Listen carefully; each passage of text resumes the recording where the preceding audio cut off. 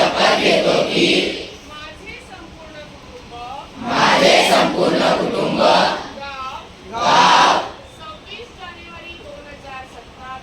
26 जानेवारी 2027 पर्यंत साक्षर करेल. मी स्वतः असाक्षर राहणार नाही आणि इतरांना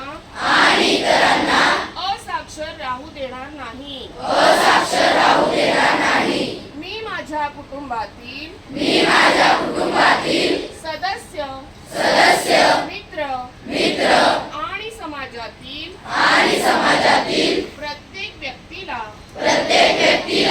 वाचन लेखन व संख्या ज्ञान शिकण्यासाठी प्रयत्न करेन.